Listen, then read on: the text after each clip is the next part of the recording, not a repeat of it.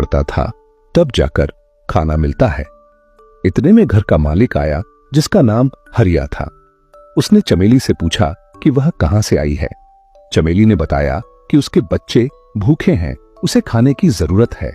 हरिया ने भी शर्त रखी कि अगर वह दूध दे तो रोज अच्छा खाना देगा, मगर चमेली ने इनकार कर दिया और वहां से भी चलती बनी। थोड़ा आगे जाकर चमेली को एक खेत नजर आया जो खाली था और वहां बहुत सारी फसलें थीं। चमेली ने सोचा कि यहां से तो मुफ्त का खाना मिल जाएगा।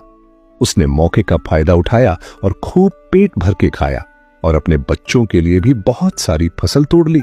खाने के बाद वह एक पेड़ के नीचे सो गई। कुछ देर बाद खेत का मालिक चमन आया। उसने देखा कि उसकी फसल किसी ने तोड़ी है।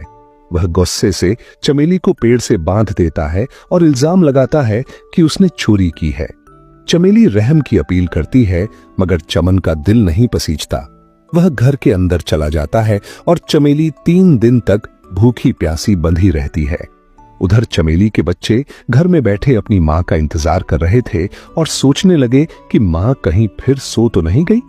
वे कहते हैं कि मां कितनी सुस्त और कामचोर है, शायद उसे हमारी परवाह नहीं, मगर हमें उसकी फिक्र है।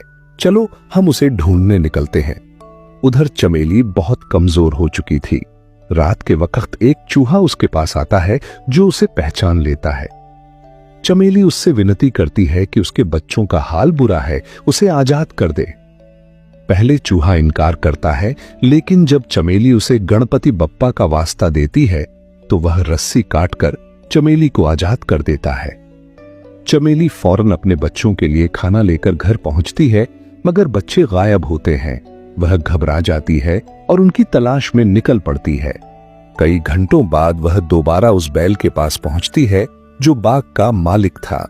वह बैल बताता है कि बच्चे 2 दिन पहले उसके पास आए थे और अपनी मां के बारे में पूछ रहे थे, मगर जब बैल ने उन्हें बताया कि उनकी मां एक कामचोर बकरी है तो बच्चे शर्मिंदा होकर वहां से चले गए।